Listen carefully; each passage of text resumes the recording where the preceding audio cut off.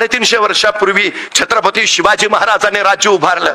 कशाच्या बळावर? स्वराज्य ही शहाजीराजे आणि मासाहेब जिजाऊ यांचं स्वप्न होतं. आई वडिलांच्या स्वप्नाला प्रत्यक्षात उतरावं यासाठी महाराजांनी स्वतःच्या आयुष्याचं रणांगण करून घेतलं.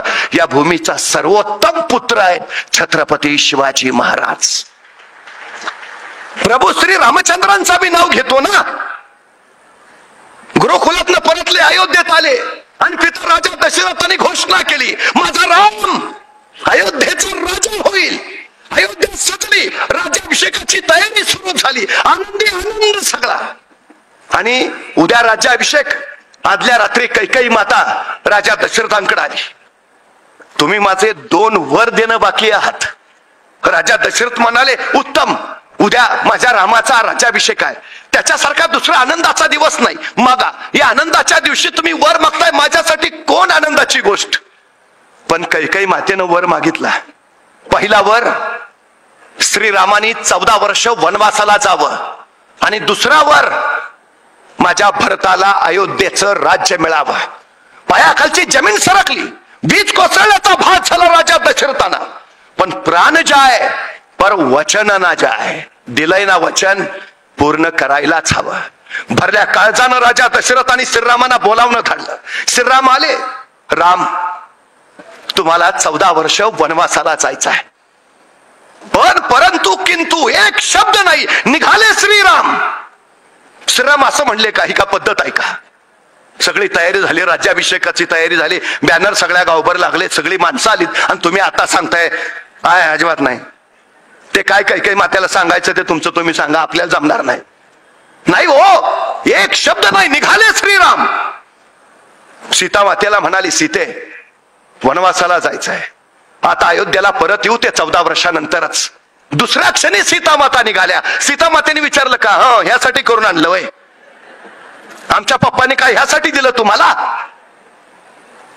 नाही हो, पण परंतु किंतु विषयच नाही. लक्ष्मणाला प्रश्न पडला. धावत धावत सुमित्रा मातेकडे गेला. श्रीराम वनवासाला निघाले, मी काय करू? श्रीरामांबरोबर जाऊ का अयोध्येत राहू? सुमित्रा माता म्हणाली, जिथं श्रीराम तीच तुझी अयोध्या. संपला विषय. निघाले लक्ष्मण. काय काळ आहे आमच्या पोरांना. तो आदर्श दिला मी संस्काराचा. पोरग बापाच्या पुढे उभा राहून विचारतो, काय केलंय माझ्यासाठी? त्याला आरशा पुढे उभा करा आणि सांगा, जे आरशात दिसतंय ते मी दिलंय.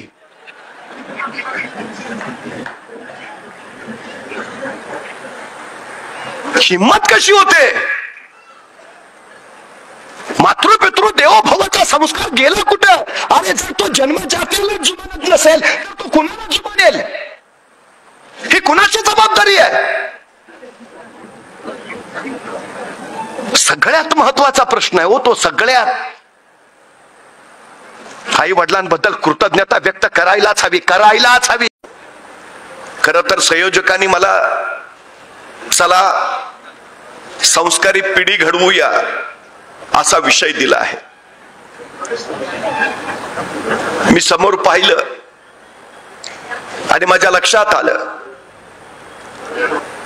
जी पिढी घडवायची आहे ती पिढी फारशी समोर दिसत नाहीये, पण ज्यांनी घडवायची आहे ते मात्र मोठ्या संख्येने इथं उपस्थित आहेत. आमची सगळ्यात मोठी अडचण अशी आहे की 16 वर्षाचे ज्ञानेश्वर ज्ञानेश्वरी लिहितात, पण कोणताही 16 वर्षाचं पोर ते ज्ञानेश्वरी काढून वाचत नाही. 23 वर्षाचे जगद्गुरु तुकोबराय गाथा लिहितात, पण कुठलंही 23 वर्षाचं पोर ते गाथा काढून वाचत नाही.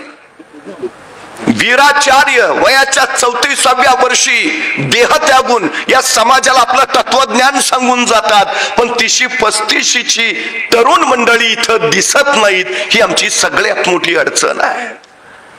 मग हे सगळं कुणासाठी? का? कशासाठी?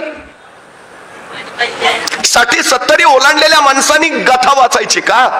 60-70 ओलांडलेल्या माणसांनी ज्ञानेश्वरी वाचायची का?